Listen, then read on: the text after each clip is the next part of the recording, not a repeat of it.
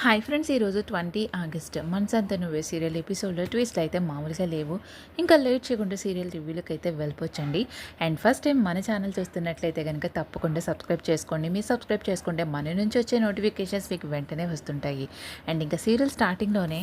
ఇంకా సుబ్బలక్ష్మి అరుణ విషయం గురించి ఇంకా సింధుకు చెప్పేసరికి ఇంకా సింధు ఏమో ఇంకా చాలా కోపంగా, అదేంటి సుబ్బలక్ష్మి, మొన్నే కదా వాటి ఈ మొహాన్న 2 కోట్లు కొట్టేశాం, అయినా వాడు ఎందుకు ఇలా ప్రవర్తిస్తున్నాడు, అరుణ మీద ఎందుకు ఇంతలా ఇది చేస్తున్నాడు అని ఇంకా మాట్లాడుతుండేసరికి, మేడం చెప్తున్నాను కదా, ధూల్పేటలో వాడే పెద్ద రౌడీ, వాడు ఏం చేసినా చెల్లుతుంది, వాడి ఏం చేసినా ఎవరు అడిగేవాళ్ళు లేరని వాడి ఇది, వాడికి ఇంకా బుద్ధి రాలేదు అని ఇంకా సుబ్బలక్ష్మి మాట్లాడుతుండేసరికి ఇప్పుడు ఖచ్చితంగా అయితే వస్తుంది. మొన్నైతే నేను పోన్లే పాపం అని వదిలేశాను, కానీ ఇప్పుడు వాణ్ణైతే బతకనించే పని.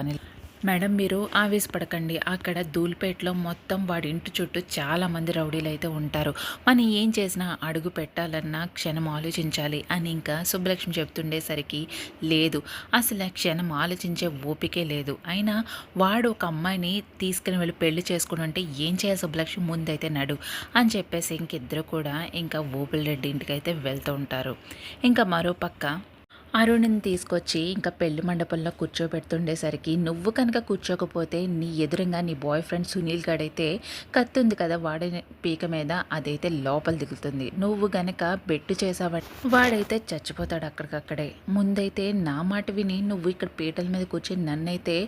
లగ్గం చేసుకుంటావో లేదో అది నీ ఇష్టం అని ఇంకా అరుణకి చెప్పేసరికి, లేదు సార్ నేనైతే పెళ్లి చేసుకుంటాను అని చెప్పి ఇంకా ఓబుల్ రెడ్డికి తల వంచి ఇంకా ఏం చేయలేక ఇంకా కూర్చుని పీటల మీద కూర్చుంటూ ఉంటుంది ఇంకా అరుణ్ అయితే. ఇంకా అక్కడే ఉన్న వాళ్ళందరూ కూడా ఇంక ఏం చేయలేక ఇదంతా కూడా చూస్తుండేసరికి ఇంకా అక్కడికైతే సింధుని సుబ్బలక్ష్మి అయితే ఇంకా వచ్చేస్తుంటారు. వచ్చేసరికి ఇంకా ఓబుల్ రెడ్డి అయితే ఇంకా కూర్చుని, బాగానే వచ్చారు, నేనే పిలుద్దాం అనుకున్నాను, మొన్న వచ్చి నా పీక మీద కత్తి పెట్టిన దానివి ఈరోజు నా పెళ్లి చూడకుండా ఎక్కడికి వెళ్ళిపోతావు, నువ్వు కూడా వచ్చి కూర్చుందే కానీ అని ఇంకా మాట్లాడుతుండేసరికి ఇంకా సింధు అయితే తను తీసుకొచ్చిన రివాల్వర్తో ఇంకా ఓబుల్ రెడ్డి మీదకైతే పెడుతుంటుంది.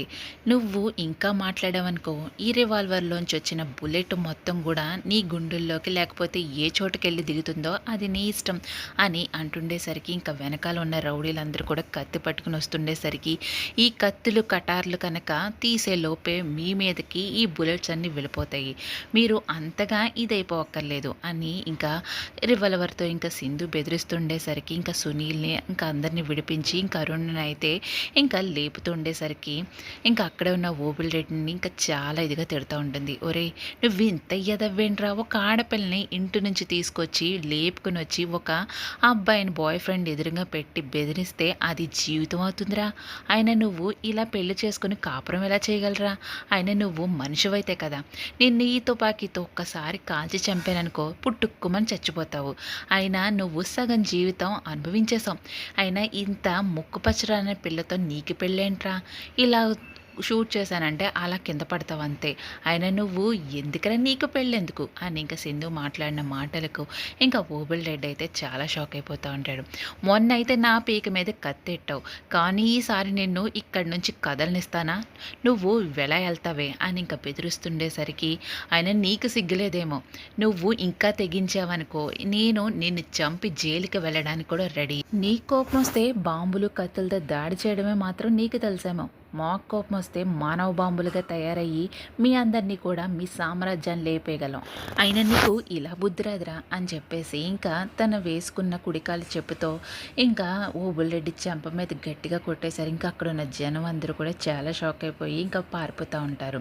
ఇది నీకు సరిపోదేమో, ఇంకా సరిగా పోతే ఇంకా మరొకసారి ఇదే పని చేస్తే నిన్ను చంపేసి జైలుకి వెళ్ళడానికి కూడా నేను రెడీగా ఉన్నాను రా అని ఇంకా సింధు మాట్లాడిన మాటలకు ఇంకా అక్కడే ఉన్న ఓబుల్ రెడ్డి అయితే చాలా షాక్ అయిపోతుంది. మరోపక్క అందరూ కూడా కార్లో వస్తుండేసరికి, మేడం ఏంటి మేడం మీరు ఇంత రఫ్ అండ్ టఫ్గా ఉన్నారు, అసలు మిమ్మల్ని చూసి ఇంత కోపం ఉంటుందా అనుకున్నాను, కానీ మీరు ఇంతలా రెచ్చిపోతున్నారు, అసలు ఇలా మాట్లాడతారా మీరు అని సుబ్బలక్ష్మి అంటుండేసరికి, మేడం మీరు మా ఫ్యామిలీ గురించి ఎంత చేసినా తక్కువే మేడం, అయినా మీరు మా గురించి ఇంత చేస్తున్నారంటే మీరు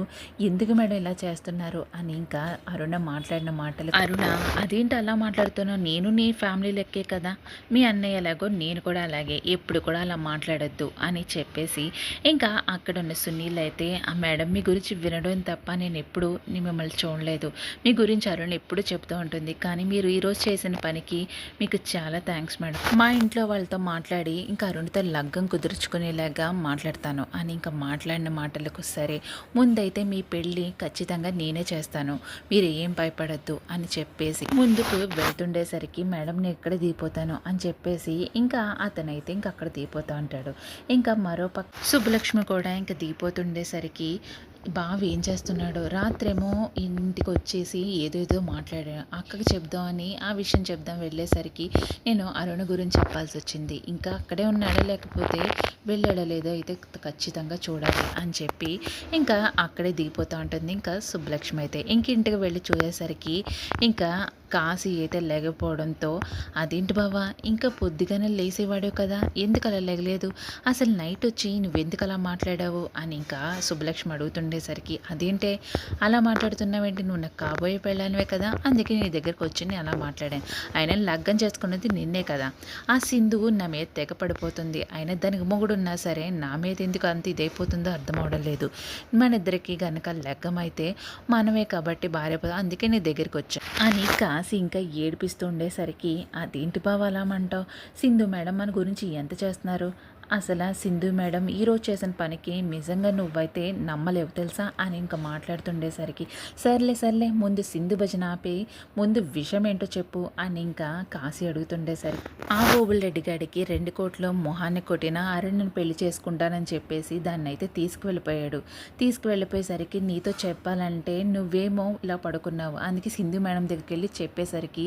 అస్సలు తాడో పేడో తేల్చేసింది, నీకు విషయం తెలుసా ఓబుల్రెడ్డిని తన కుడికాలు చెప్పుతో కొట్టింది అని చెప్పేసరికి ఇంకా అక్కడ ఉన్న కాశీ అయితే చాలా షాక్ అయిపోతూ ఉంటాడు, అసలు నాకు ఏం అర్థం కావట్లేదు, నువ్వు ముందు సరిగా చెప్పవే అని చెప్పేసరికి ఇంకా మొదటి నుంచి పూర్తిగా చెప్తుండేసరికి అసలు ఏమనుకుంటున్నారా ఓబుల్రెడ్డి గురించి,